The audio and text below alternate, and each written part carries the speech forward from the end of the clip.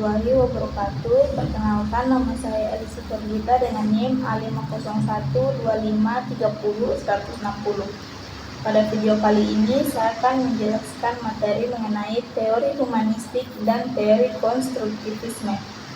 Baik, langsung saja pada teori humanistik. Apa sih itu teori humanistik?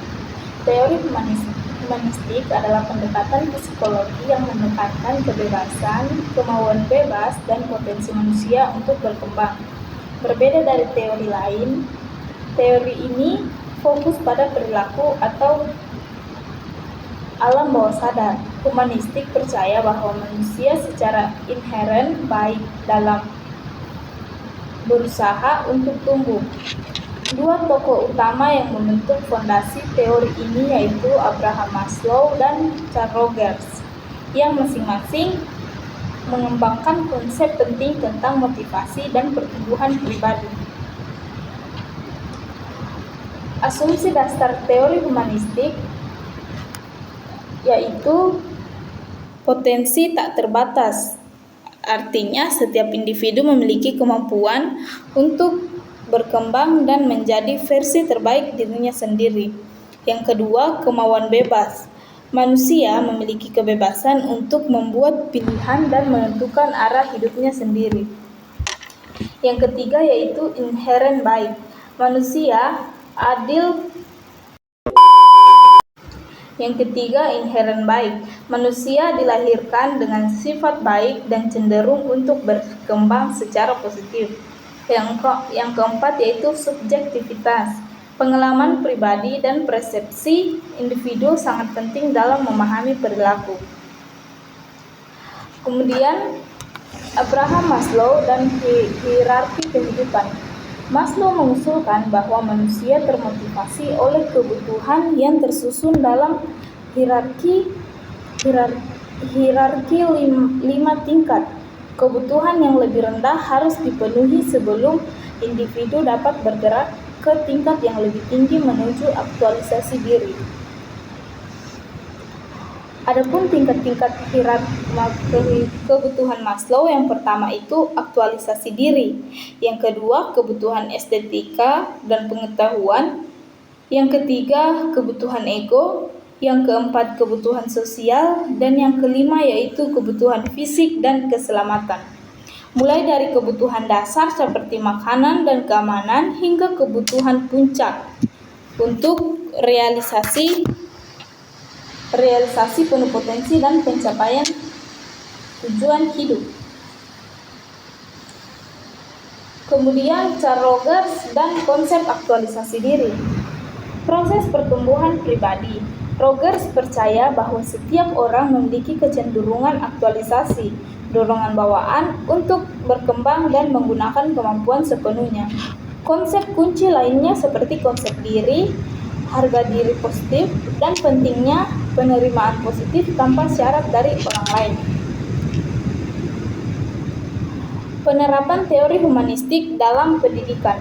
Yang pertama, pembelajaran bermakna, yaitu fokus pada pembelajaran yang relevan dengan kehidupan siswa dan memenuhi kebutuhan pribadi mereka. Yang kedua, kreativitas dan kebebasan, yaitu mendorong ekspresi kreatif dan memberikan siswa kebebasan dalam proses belajar mereka. Kemudian yang ketiga, hubungan saling percaya. Guru menciptakan lingkungan yang mendukung dengan penerimaan tanpa syarat dan empati. Dan yang keempat yaitu perkembangan holistik, yang dimana menyentuh aspek kognitif, emosional, dan sosial untuk perkembangan penuh siswa. Nah, selanjutnya yaitu teori humanistik dalam terapi, dalam konseling dan terapi. Yang pertama itu konseling person centered, yaitu klien diposisikan sebagai ahli dalam hidup mereka sendiri. Yang kedua, penerimaan tanpa syarat. Terapis menerima klien apa adanya tanpa menghakimi. Yang ketiga yaitu memahami dunia dari perspektif klien sepenuhnya. Nah, yang selanjutnya yaitu kekuatan teori humanistik. Keunikan dan relevansi sehingga kini. Yang pertama yaitu pandangan optimis, memberikan perspektif positif tentang kemampuan manusia untuk berkembang dan berubah. Yang kedua, aplikasi praktis dapat diterapkan dalam pendidikan, konseling, manajemen, dan pengalaman pribadi. Yang ketiga yaitu fokus pada keunikan, menghargai perbedaan individu dan pengalaman subjektif setiap orang. Yang keempat yaitu pengaruh luas, mempengaruhi berbagai bidang termasuk psikologi, positif, dan pendekatan terapi modern. Kemudian yang terakhir yaitu kesimpulan. Teori humanistik menawarkan perspektif inspiratif tentang potensi manusia meskipun memiliki keterbatasan. Pendekatan ini tetap relevan dalam memahami motivasi pertumbuhan pribadi dan cara dukung orang mencapai potensi penuh mereka. Baik, selanjut pada materi yang kedua yaitu teori konstruktivisme. Konstruktivisme adalah teori pembelajaran yang menyatakan bahwa pengetahuan tidak diperoleh secara pasif, melainkan dibangun secara aktif oleh individu melalui pengalaman dan refleksi. Peserta didik tidak hanya menerima informasi, tetapi menciptakan pemahaman mereka sendiri dengan menghubungkan pengetahuan baru dengan pengalaman yang sudah ada. Tokoh-tokoh penting dalam konstruktivisme yaitu ada dua. Yang pertama Jean Piaget, yang kedua adalah Levi Vygotsky. Jean Piaget yaitu ahli psikologi Swiss yang mengembangkan teori perkembangan kognitif. Ia menekankan bahwa anak-anak membangun pemahaman melalui interaksi dengan lingkungan. Sedangkan Levi Vygotsky adalah psikolog Rusia yang menekankan peran penting interaksi sosial dan budaya dalam pembelajaran. Ia memperkenalkan konsep zona perkembangan proksimal. Kedua tokoh ini meletakkan fondasi teori konstruktivisme yang sangat mempengaruhi pendekatan pendidikan modern. Konstruktivisme kognitif Piaget. Piaget percaya bahwa perkembangan adalah proses internal di mana individu membangun pengetahuan melalui dua proses utama. Yang pertama yaitu asimilasi, yaitu mengintegrasikan informasi baru ke dalam skema yang sudah ada. Yang kedua yaitu akomodasi, yaitu mengubah skema yang sudah ada untuk menyesuaikan informasi baru.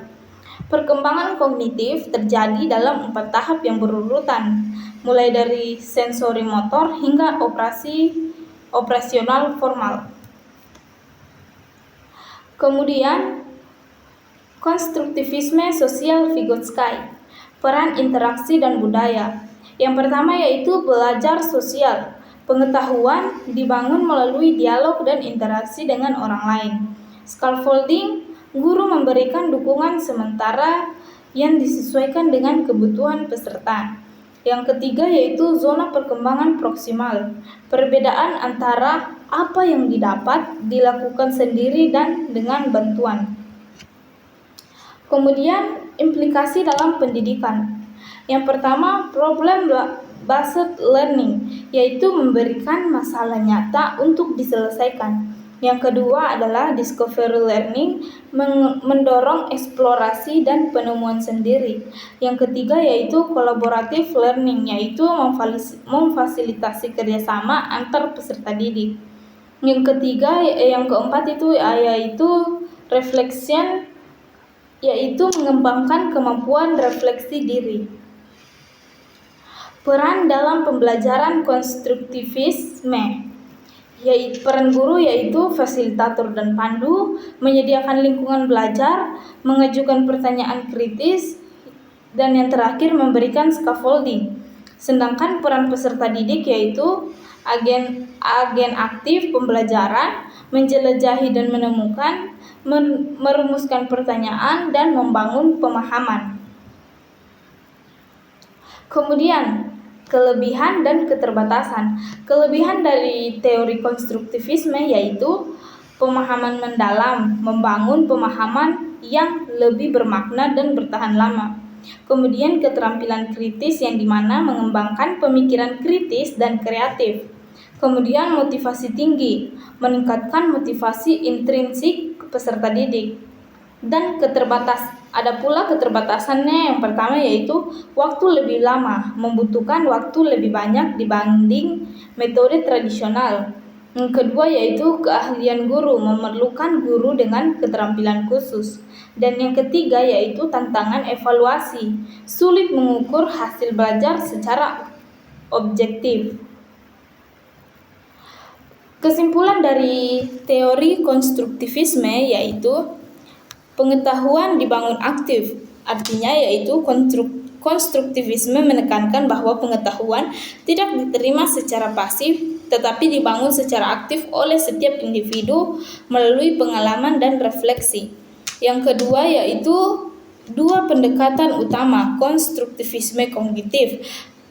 Piaget fokus pada pembelajaran individu, sementara konstruktivisme sosial dari Vygotsky menekankan peran interaksi sosial. Dan yang ketiga yaitu transformasi pendidikan. Pendekatan ini telah mengubah peran guru dari penyampai informasi menjadi fasilitator dan peserta didik dari penerima menjadi pencipta pengetahuan. Baik, itu tadi materi yang dapat saya sampaikan. Lebih dan kurangnya saya mohon maaf. Sekian dari saya akhiri. Wassalamualaikum warahmatullahi wabarakatuh. Terima kasih. Dadah.